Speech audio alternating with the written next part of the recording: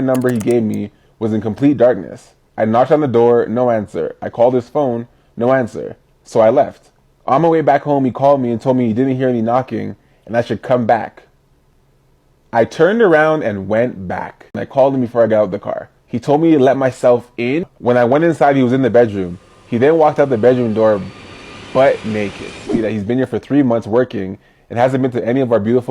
Alright, and we're back, and I'm in a hotel in Denver this time. Listen, I made a commitment this year. I'll be reading dates, creating content, and posting every single day. So no matter where the hell I am, we gonna get this shit off, regardless. Let's begin. I started a part-time job as a cashier at a local grocery store. I live on a Caribbean island. There was this older British guy that used to come in the store just about every day, sometimes just for 1 or 2 items. He always came in my line and made small conversation asking how my day was going, etc. One day he started telling me that he's been here for 3 months working and hasn't been to any of our beautiful beaches and asked if I would recommend a beach and then suggested that I take him. I told him that I work 2 jobs and barely have free time. The following day he came back and told me that he's interested in getting to know me and asked for my number. I give it to him. Later on that evening, he texted me telling me how he's never been with a black girl before. Okay.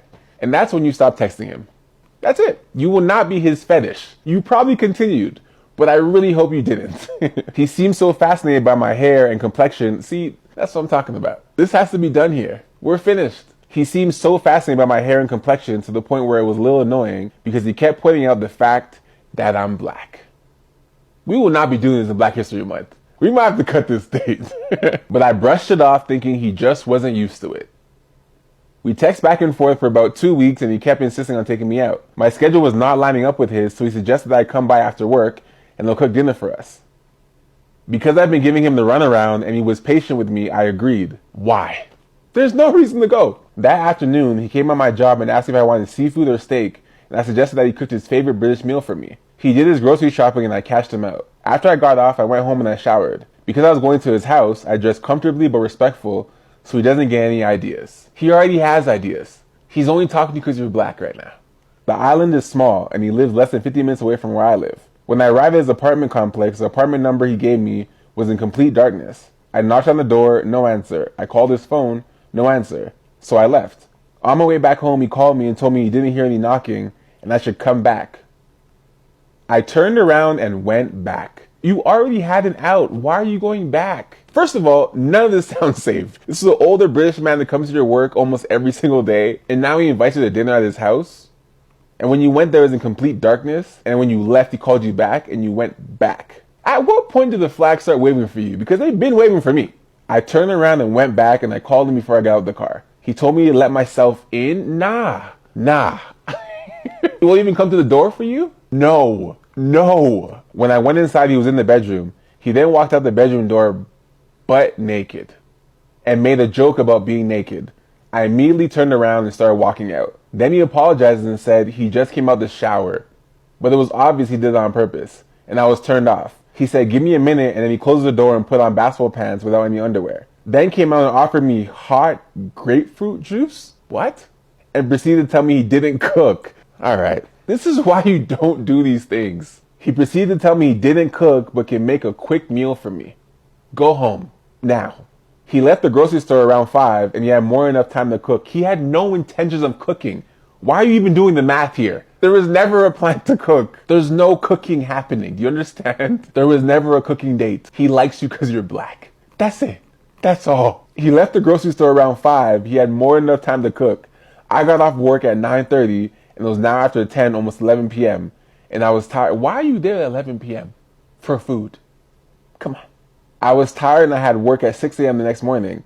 I just wanted to eat and go to bed at that point. Make yourself food at this point. Come on. Order takeout. Just get out. Go home. So I told him I was leaving to go get some food and go home. He started begging and suggesting I sleep over and he would feed and pamper me. It was obvious he was thinking with his other head. It's been obvious. I left and he started blowing up my phone with calls and text messages, asking if I want him to come spend the night at my apartment, suggesting I come back for some money to pay for my food. When I got home, I instantly blocked him. He knows where you work. What's a block at this point? He comes to your work every day. He came by my work a few days later apologizing and asking for a do-over. I respectfully declined. Not me being in my mid-20s thinking men 35 years of age were fully mature and respectful. Now, I'm going to tell you this. This date was over The minute he said, I've never been with a black girl before, this was done. Finished. Everything else after this was just part of his plan. And you fell into every single one of them, one by one. I don't understand how, but you did. I'm glad you're safe. I'm glad nothing else happened. I'm glad you didn't sleep with him. But come on, please never again. If anyone mentions your skin, especially a white person, that's dead. Finished. Please, I'm begging you. I created a dating card game called the First Date Game. 98 very specific and intentional questions that help cut through the bullshit of the talking stage.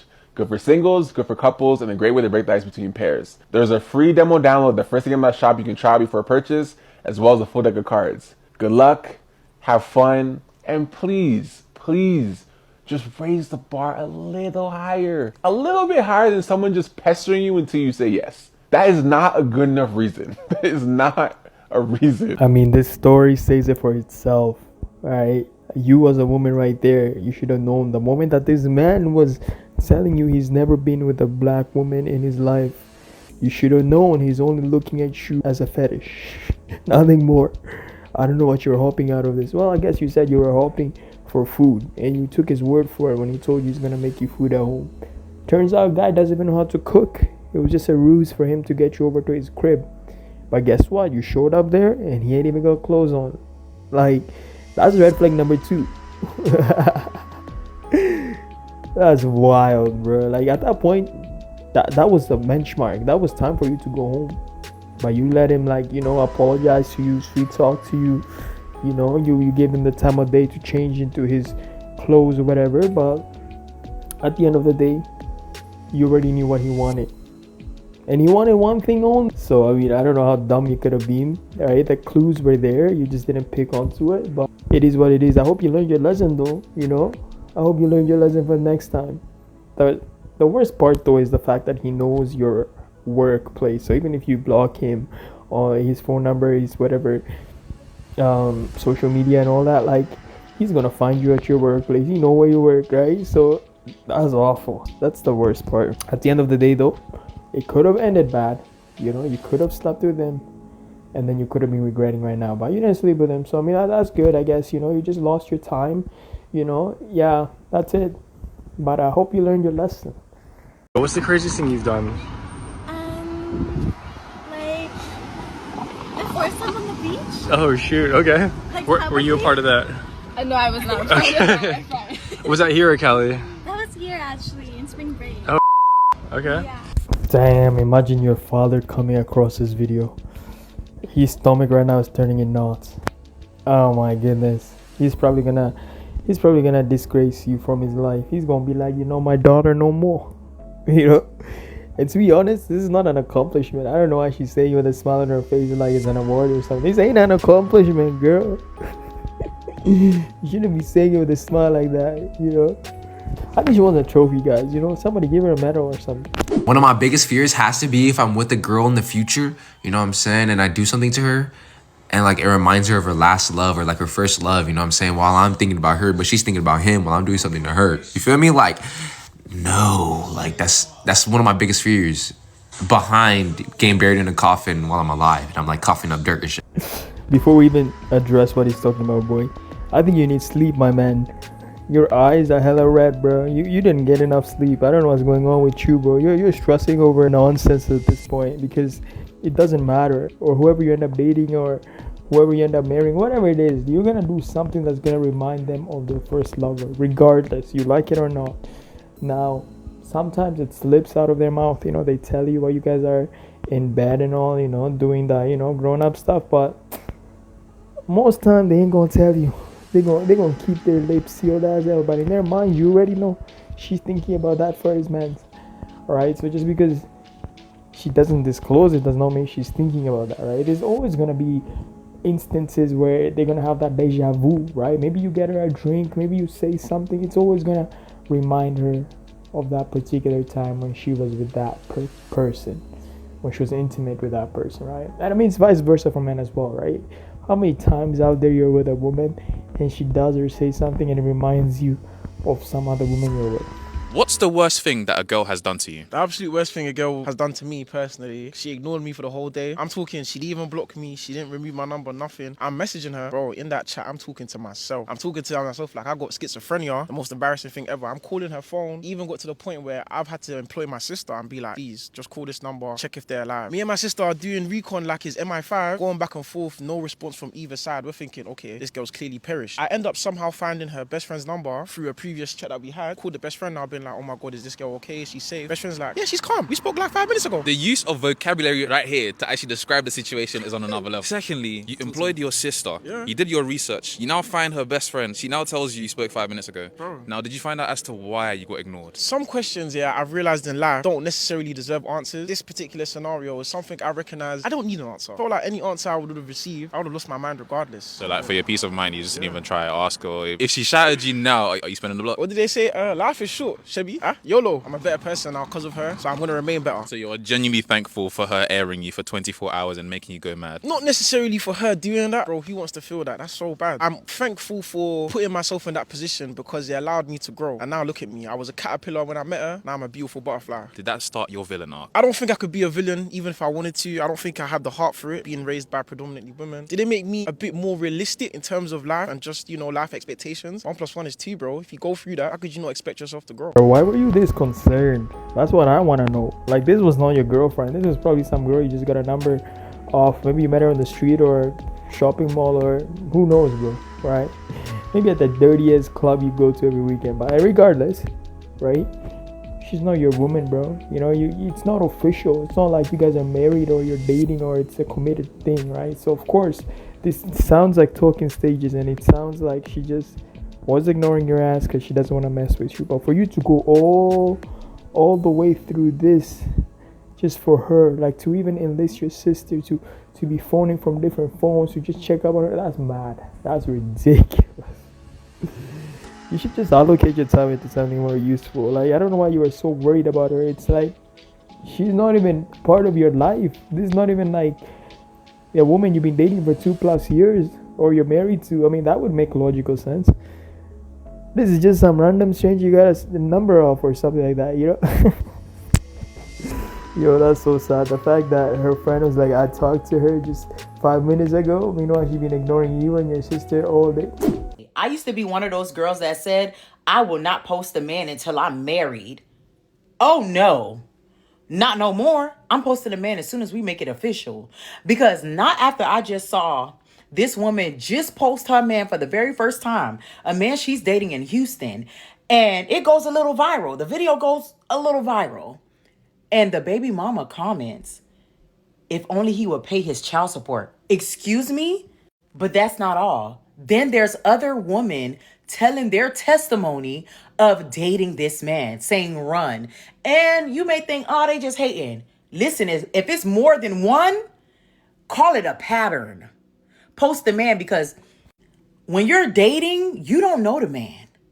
Your friends don't know the man. Post the man because somebody on this internet knows the man. Post the man. Facts, that's true, and you should, because that's how you're gonna know about him if he has any other women on the side, right? You gotta leave it to public opinion out there. Somebody out there is dealt with him or is dealing with him or is, dating him or married to him. You know what I'm saying? And that's actually a smart tactic.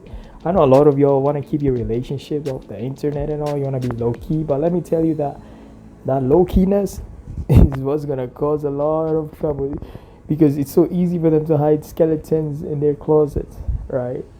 Women as well. I think men should actually post their women out there as well. Because if she's doing shady, at least somebody out there is going to notify you too. So I'm 26 years old, almost 27, and I have never been in a serious relationship. I never had a boyfriend, never been married.